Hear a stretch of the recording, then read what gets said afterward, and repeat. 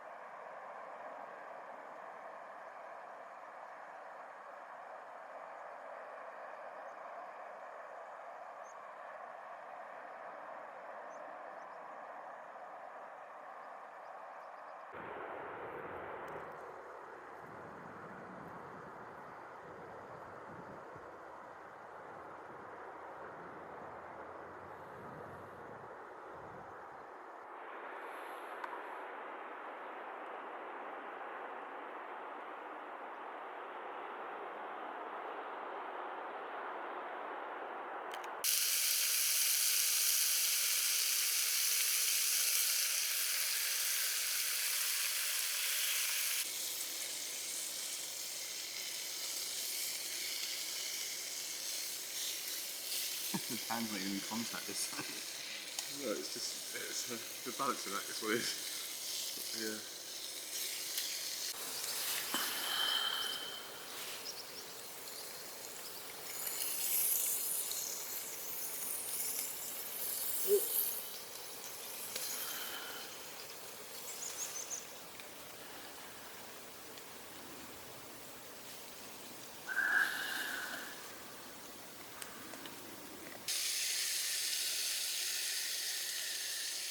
Oh, it's a 7, isn't it, on there? It's actually 8.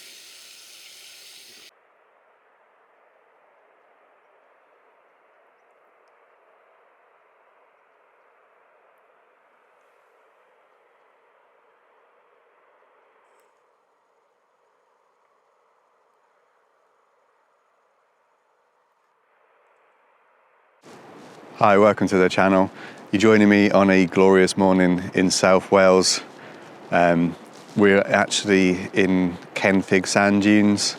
It is a pretty grey day, but there's not a breath of wind. I'm on top of a little dune now, there's just absolutely no wind. The sea is very pleasant, nice bit of clean surf. Yeah, it's a really nice little location. This video is a little bit different to some of the other ones. I've tried to capture a bit more of the kind of atmosphere of the camp. Tried to record as much kind of natural audio as possible just to sort of give you a bit of a flavour of the walk here and the camp last night. Having a bit of breakfast this morning. So yeah, it's a little bit different to my normal style. And this is the first bit I've done the camera, because last night, to be honest, it was about a 5.5 mile walk here. And we were a little bit pushed for time. And when we got here, we couldn't actually find anywhere to pitch. We spent a little bit of time walking along the edge of the beach, and the dunes there. There was nowhere to pitch. There's actually quite a few people about as well, fishermen, just people walking the dogs and stuff. Even a couple of people swimming when we got here last night because it was a really nice sunny evening. So we walked back into the dunes and just lots of scrubby land, lots of prickles, lots of brambles everywhere. The dunes themselves, where there's sand, they're always really steep and not suitable. So we did walk around until we found this lovely little location, which I imagine for large parts of the winter is probably underwater. So we did manage to find a great, lovely sheltered spot to pitch. And the wind died right down last night, but even when there was a bit of breeze up here, there was absolutely no wind in this sheltered spot anyway. But yeah, it's been a really nice camp. We had hot dogs and burgers last night, bacon rolls this morning. We were contemplating a bit of a swim this morning, but it is a bit chilly, and yeah, I'm not sure if I've got enough time now to go for a swim and then to get home and and start the chores and stuff. But no, it's been a nice little spot. I think there's potential to explore further in this area and other places to pitch, but it's a lovely part of the world. It's quite a contrast as well in that when you're up on top of the highest dune here, you can see Port Talbot steelworks in one direction, and last night where they burn off the excess gas and stuff, you could just see the big flame in the air and all that going on. Right in the distance over there now, I can see the M4, some quite big structures along that section of the M4, which you can see, and obviously you can see that at night as well and hear it a little bit. But then in the other direction, you've got the sea. You can see Exmoor and the big cliffs opposite. You can just see the tail edge of Porthcawl, but there's not much built up on that edge because you've got Rest Bay and stuff. So yeah, it's a real landscape of contrasts. But when you're actually up in the dunes, as soon as you dip below that horizon level view, you do feel extremely secluded. So, seen a couple of people this morning, not anywhere near the tents, but in the distance on the beach. Some people fishing again, just dog walkers and joggers and stuff. But no, extremely peaceful area. The walk last night, 5.5 miles. Taking in sort of Coney Beach, the Porthcawl seafront, Rest Bay. It was a very pleasant part of the coastal footpath. Nice views. There's a substantial boardwalk for a lot of it as well. So it is easy walking, and actually it's very accessible. So if you're in a wheelchair, we've got accessibility issues, it's good for that. And if you want to walk the pram as well, you can get quite a long way from Rest Bay along there on nice paths and boardwalks. So it is good for that. I'm also conscious that this is going to be my 50th YouTube video uploaded. So it feels like quite a milestone. And this is obviously only the first year I've been doing YouTube. So I seem to have hit that total quite quickly, really. I know there's been a lot of different content in terms of gear reviews and a couple of videos chatting about different issues and stuff and other bits and pieces. So I guess that's made the videos go a lot quicker than if I was just doing the camps, because obviously it takes a lot more time to do a camp, takes a lot more time to edit and stuff. So yeah, a massive thanks to everyone who's been watching the videos, commenting, liking them and subscribing to the channel. It means a huge amount to be where I am in such a short space of time. I know I'm very lucky to have the number of subscribers that I do, and the fact that I'm able to monetize the channel a little bit. I'm going to do a video on what it's like to be a YouTuber up next, and reflecting on the first 50 videos, so I won't ramble on too much about the learning experience, the challenges, and the enjoyment I've personally had from it. It's been really good fun, and I look back at this summer, and well, this year in general since I started the channel, and just how much more I've captured. As a photographer, I normally go out and take photos of scenery and bits and pieces, but having a YouTube channel, I've spent a lot more time capturing myself, the kids when we've been out on camps, and actually recording the experience. So I feel like I've got quite a back catalogue of experiences now which I can look back on, and in some ways I've captured more than you see with the naked eye. So with doing a lot of time lapses and stuff, you don't appreciate that when you're there. You can't see how much the sky is moving. You can't see how much the light is changing, how much the mist is moving in and out of valleys and stuff. But with a time lapse, you can. So to me, it has definitely enhanced my outdoor experience, because I'm capturing more than I would just by looking around and taking photos, and even if I took little video clips and stuff. So I'll say more about that in the next video, where I'm going to talk a bit more about what it's like being a YouTuber, what kind of pressures you feel, how it's like interacting with all the people and stuff. Because I think it is something obviously a lot of people are doing now, this kind of outdoor YouTube channel. So I don't know if there might be people watching who are considering doing one themselves, so maybe there'd be some interesting bits there to help you.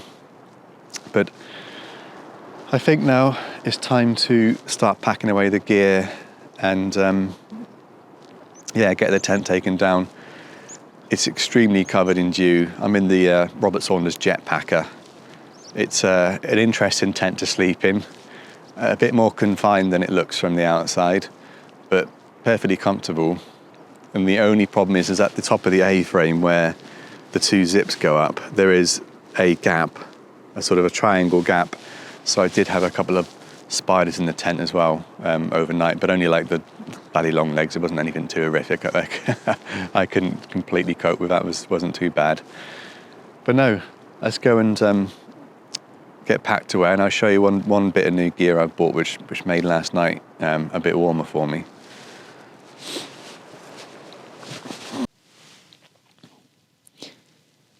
First night in the Jetpacker. It's spacious enough to get all the gear in there. Backpack, all my stuff in there. The only thing I had in the porch was my shoes, which is just as well, because they had spiders and slugs in this morning when I woke up.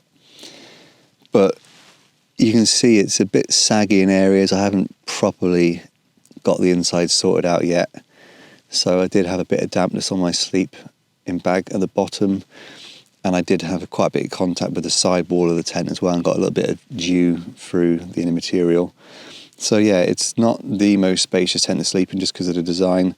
But yeah, I need to look again at properly putting the side supports on the inner and stuff, because I didn't have that picture well at all, and that's why it's looking a little bit saggy and miserable in there. And I've also got a new piece of equipment. And it's a new piece of mountain equipment. It is a Helium 3.8 sleep mat. So I've been looking for a warmer sleep mat for winter time, but still keeping within my £100 budget. And it has been a bit of a struggle. But luckily, a very nice couple on Facebook were selling this mountain equipment Helium 3.8 mat, and the 3.8 is the R rating of the mat.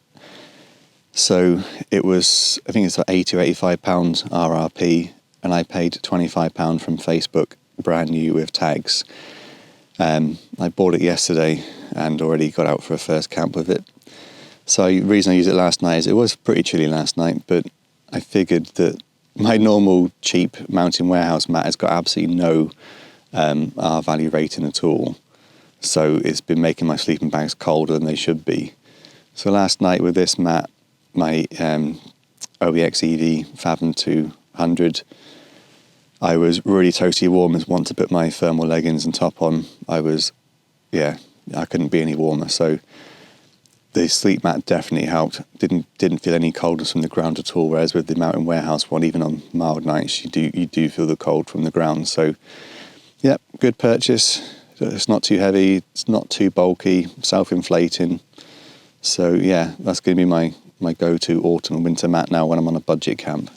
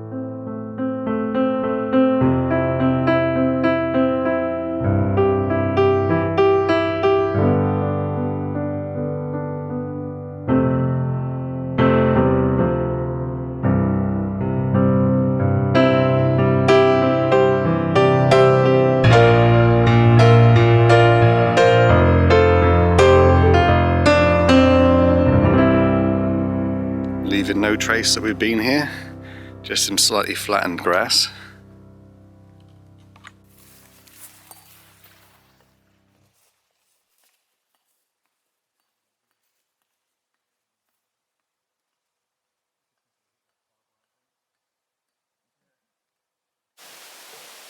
So tent's all packed away. Just walking back on the South Wales Coast path now. Nice easy flat walk back.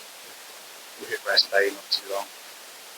And it's just sticking around Porthcawl and back to where we parked the car. So I'm going to try and show the route on the map this time so you can see where he walked and stuff, where he roughly ended up camping. It was a good night. Just the two of us last night, my brother and myself. No kids this time, so much lighter packs. Much easier to pack away and get set up and stuff. But no, it was a good spot. I wouldn't say it was necessarily as good as the last camp at Merthyr Moor in terms of location, but we did find a really good place in the end. So yeah, good place to come. So I'm not sure if I'm going to do much more filming now because I'm in a bit of a rush to get back to the car and get back home. So if you've made it this far, thanks for watching. If you haven't subscribed, then do subscribe. If you enjoyed the video, drop it a like. And yeah, I'll catch you in the next one. Cheers.